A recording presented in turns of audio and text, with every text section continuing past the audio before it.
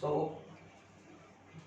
Hello students, last time states of matter chapter हमने start किया था और उसका हमने एक टॉपिक पढ़ा था। सबसे पहले बॉयल्स लॉ, जो मैंने आपको पूरा एक्सप्लेन करा था, और सेकंड पे हमने डिस्कस किया था चार्ल्स लॉ। और मैंने आपको बताया था कि चार्ल्स ने किस चीज के बारे में एक्सप्लेन किया है, और उसने कहा था कि अगर हम टेम्परेचर को बढ़ाते हैं तो वॉल्यूम भी बढ़ेगा, लेकिन प्रेशर को क्या रखना पड़ेगा, कांस्टेंट। ठीक है, तो आज थोड़ा सा जो टॉपिक रहता है उसी को आगे मैं एक्सप्लेन करने जा रहा हूं। क्या था पहले फिर से बता देता हूं। चार्ल्स ने क्या कहा था, उसकी स्टेटमेंट क्या थी। उसने कहा था keeping pressure constant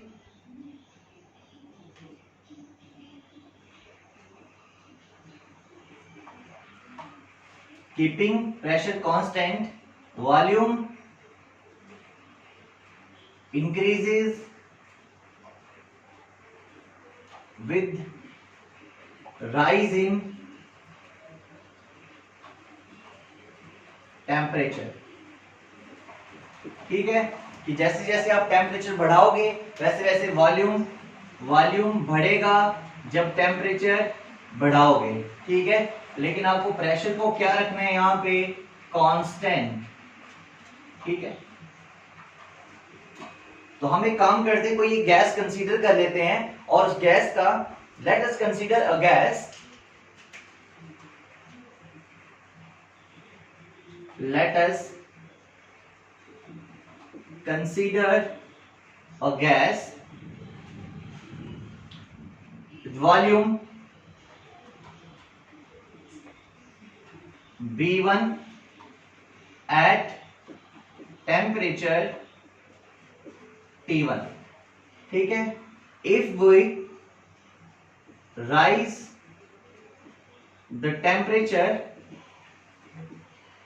then volume becomes B2। Volume बढ़ गया और वो कितना हो गया, B2 हो गया। ठीक है, तो मैं यहां पे लिखता हूं therefore पहले केस के लिए B1 और T1 के लिए क्या लिखूंगा, मतलब B1 is directly proportional to T1 और B1 is equals to K into T1। K is the constant of proportionality. This is equation number first. Again, B2 is directly proportional to T2 or B2 is equals to K into T2. This is equation number second. ठीक है, तो यहां पहली equation को आप कैसे लिख सकते हैं, और क्या था, B1 equals to K into, चलो इसको थोड़ा आगे एक्सप्लेन कर देता हूं यहीं पे। और आप इसको कैसे लिख सकते हो, और B1 अपॉन T1, B1 के डिनोमिनेटर में T1 को ले आए तो ये कांस्टेंट के बराबर हो गया, इसको मान लीजिए इक्वेशन नंबर फर्स्ट।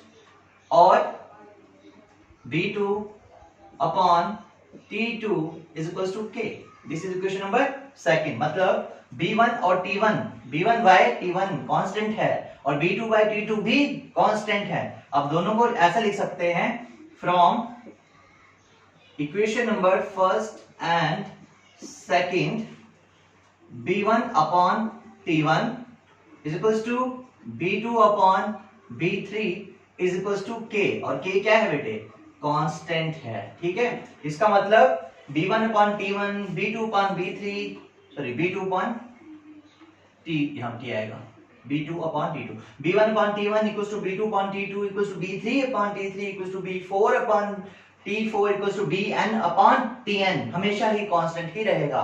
मतलब B1 अपॉन T1 हमेशा बराबर होगा B2 अपॉन T2 के, और वो एक कांस्टेंट वैल्यू होगी। ठीक है, यही हमें कौन समझाता था, चार्ल्स लॉ। बस इतना सा पार्ट इसका रह गया था, और मैं आपको एक बार दोबारा से बता देता हूं कि चार्ल्स ने क्या बताया था। चार्ल्स ने कहा था कि अगर हम for a given amount of gas, अगर हम गिवन अमाउंट ऑफ कोई गैस ले लें और उसका टेम्परेचर बढ़ा दें, तो टेम्परेचर बढ़ाने से वॉल्यूम बढ़ जाएगा, और अगर टेम्परेचर कम कर देंगे तो वॉल्यूम कम हो जाएगा। और मैंने आपको लास्ट लेक्चर में बताया था कितना वॉल्यूम कम करने पे कितना टेम्परेचर बढ़ाने पे कितना वॉल्यूम में चेंज आता है। याद होगा अगर आपको तो एक बार फिर से रिमाइंड करवा देता हूं। मैंने कहा था कि अगर हम 1 डिग्री टेम्परेचर बढ़ाते हैं तो वॉल्यूम कितना बढ़ेगा। 1 डिग्री टेम्परेचर बढ़ाने पे वॉल्यूम, पहले तो 0 पे कितना वॉल्यूम है वो नोट करके रख लो।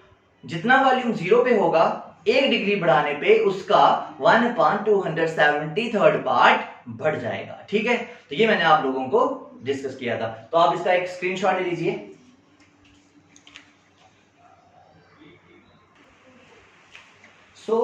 इसी लॉ को थोड़ा और एक्सप्लेन कर देता हूं, ठीक है, और फिर हम इसके न्यूमेरिकल्स भी करेंगे आज। तो अभी मैं आपको ये बताने वाला हूं कि उसने 1 डिग्री राइज करेंगे टेम्परेचर तो वॉल्यूम कितना बढ़ेगा, वो यहां पे ध्यान दीजिए। हम ये मान लेते हैं, पहले मैं टेम्परेचर इंक्रीज करने के लिए दिखा रहा हूं, फॉर इंक्रीज इन टेम्परेचर। एक तरफ हम कर लेते हैं फॉर इंक्रीज इन टेम्परेचर और एक तरफ हम कर देते हैं फॉर डिक्रीज।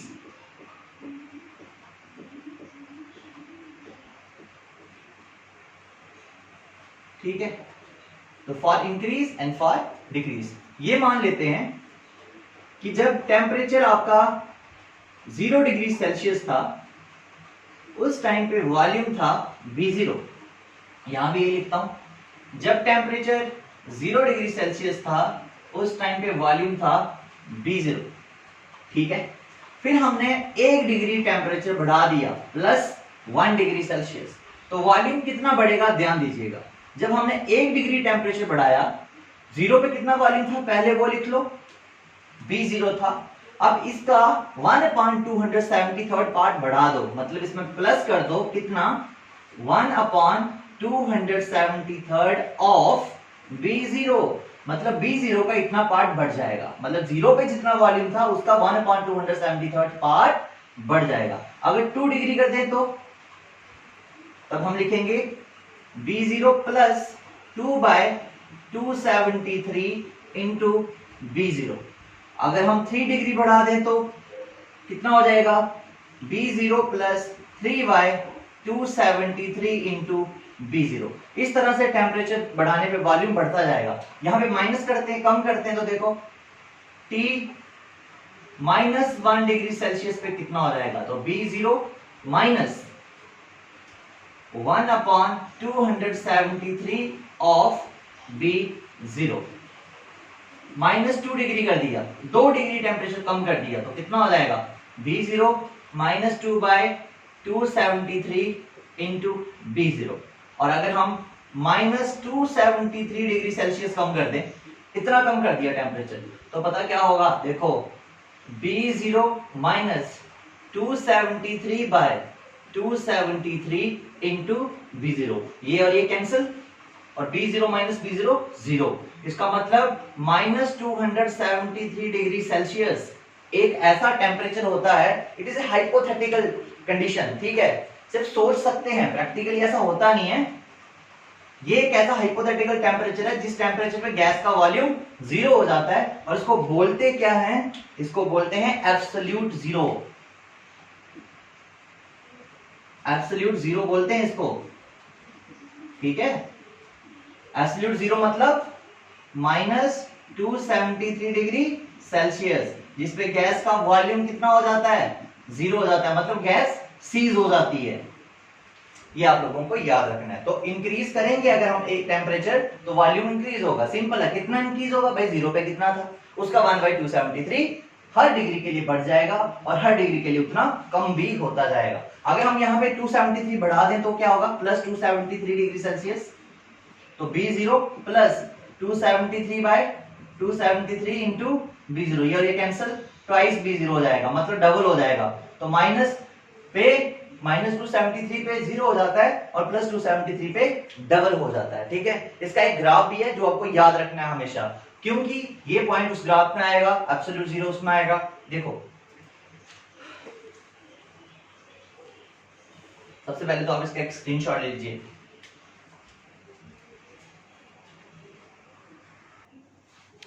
देखेंगे इसकी ग्राफिकल रिप्रेजेंटेशन क्या किया। यहां पे टेम्परेचर लिया हुआ है, ठीक, ये 0 डिग्री सेल्सियस है, टेम्परेचर हमने डिग्री सेल्सियस में लिया हुआ है। इस तरफ के लिए टेम्परेचर बढ़ रहा है, पॉजिटिव में जा रहा है, और इस तरफ के लिए टेम्परेचर कम हो रहा है, नेगेटिव में जा रहा है। ये 200 और ये पॉइंट एक ऐसा पॉइंट है जो मैंने आपको वहां बताया था -273 डिग्री सेल्सियस, जिसको हम क्या बोलते हैं, एब्सोल्यूट जीरो।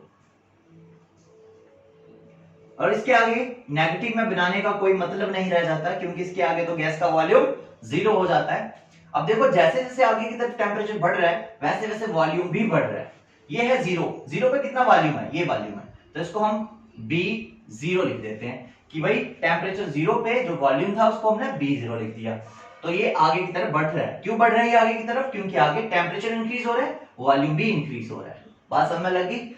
-273 पे जो वॉल्यूम था वो क्या हो गया, जीरो। इसको क्या बोलते हैं, एब्सोल्यूट जीरो बोलते हैं। तो इस ग्राफ में आप लिख सकते हैं वॉल्यूम इंक्रीजेस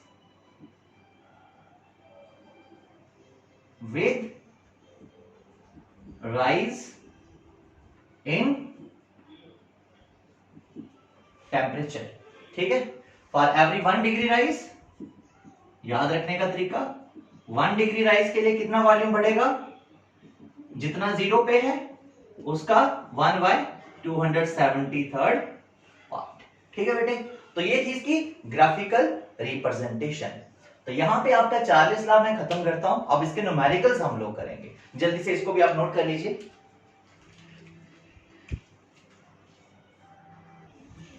तो देखेंगे यहाँ पे मैंने एनसीईआरटी के 2 प्रॉब्लम्स लिए यहाँ पे सॉल्व करने के लिए। पहला क्वेश्चन ध्यान से देखेंगे। इसमें बोला जा रहा है कि कोई एक शिप है और वो पैसिफिक एशियन में है। ठीक है, कहां पे, पैसिफिक एशियन में, और वहां का टेम्परेचर आपको ये दे रखा है। तो सबसे पहली बात, इस टेम्परेचर को आप T1 बना लीजिए, इनिशियल टेम्परेचर, क्योंकि पहली बात कहां की गई, पैसिफिक ओशियन की।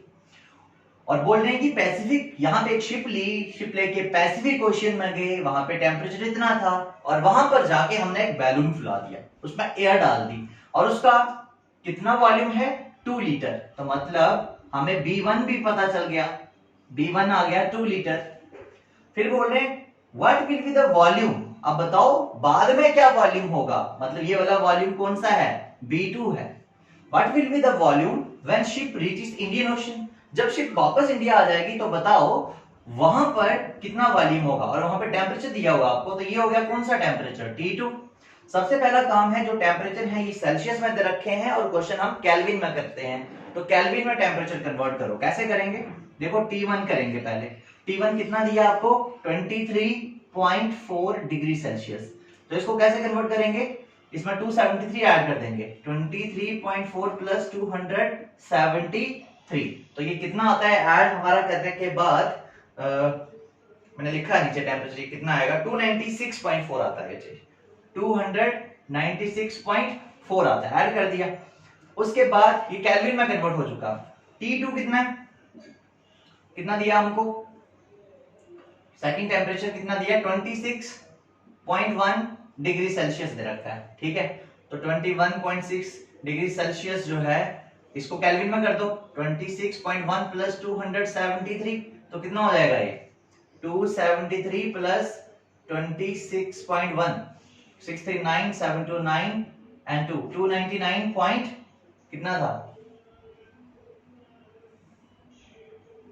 कितना था, ये हो गया आपका 273 में 26, 299.1।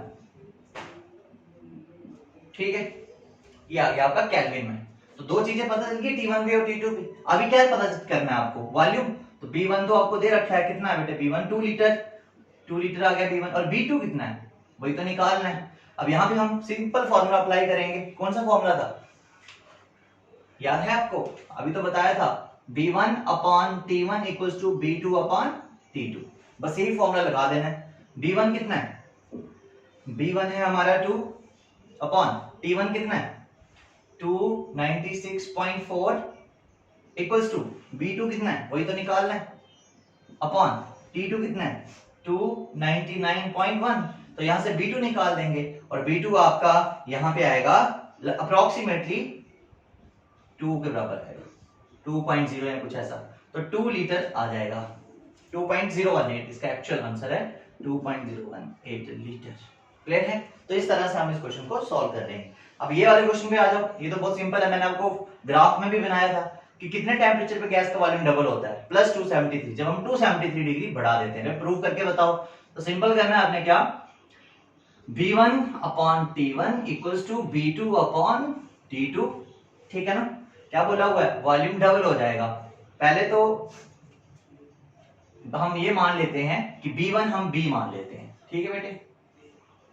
B1 हमने मान लिया V और T1 हमें दिया 0। 0 मतलब 273 केल्विन, ठीक है? 0 डिग्री सेल्सियस था ना, तो केल्विन में कन्वर्ट कर दिया 273 ऐड करके।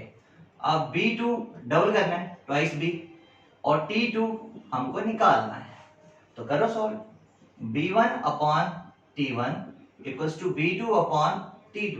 B1 कितना है B, T1 कितना है 273 इक्वल्स टू B2 कितना है ट्वाइस B, और T2 कितना है वही निकालना है, ठीक है? तो T2 को यहां ले आओ, ये टर्म उधर जाके कैसे हो जाएगा, तो ये हो जाएगा T2 इज इक्वल्स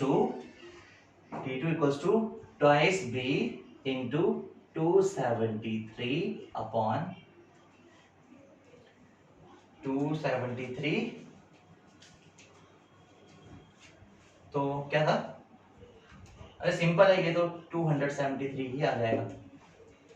इसका मतलब 273 डिग्री सेल्सियस पे आपका जो 273 डिग्री सेल्सियस पे आपका जो वॉल्यूम है वो डबल हो जाएगा। वो तो मैंने पहले ग्राफ में बताया था, ठीक है बेटे? इतना रखते हैं। Thank you.